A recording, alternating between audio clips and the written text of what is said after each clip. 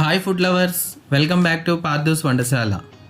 ఇవాళ మన వంటశాలలో డాబా స్టైల్ పనీర్ బుర్జీ ఎలా తయారు చేయాలో తెలుసుకుందాం.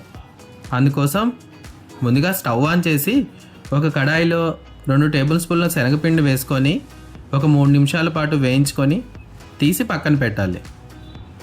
తర్వాత అదే కడాయిలో 1 టేబుల్ స్పూన్ బటర్, 2 టేబుల్ స్పూన్ల నెయ్యి వేసుకొని అవి కాస్త వేడయ్యాక చిన్నగా కట్ చేసుకున్న 3 పచ్చిమిరపకాయల ముక్కలు, 2 రెబ్బల కరివేపాకు, ముందుగా సన్నగా తరిగి పెట్టుకున్న ఒక పెద్ద ఉల్లిపాయ ముక్కలు వేసుకొని 2 నిమిషాల పాటు వేయించుకోవాలి.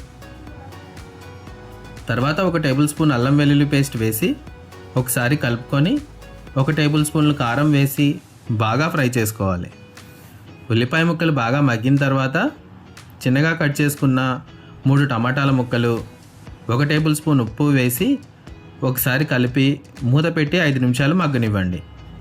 ఈలోగా వేయించిన శనగపిండిలో అరకప్పు పెరుగు, అరకప్పు పాలు వేసుకొని ఉండలు లేకుండా బాగా కలిపి మగ్గిన టమాటా ముక్కల్లో వేసుకొని 2 కప్పుల నీళ్లు పోసి మరోసారి కలిపి 5 నిమిషాలు మగ్గించండి.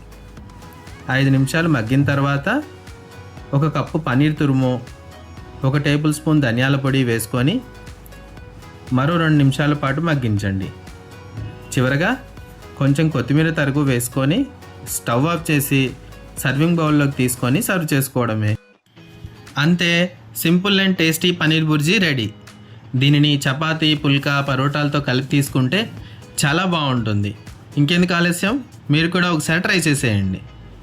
ఈ వీడియో కనుక మీకు నచ్చినట్లయితే లైక్ చేసి అందరికీ షేర్ చేయండి. ఇలాంటి మరెన్నో వీడియోల కోసం మన ఛానల్ని సబ్స్క్రైబ్ చేసుకోండి.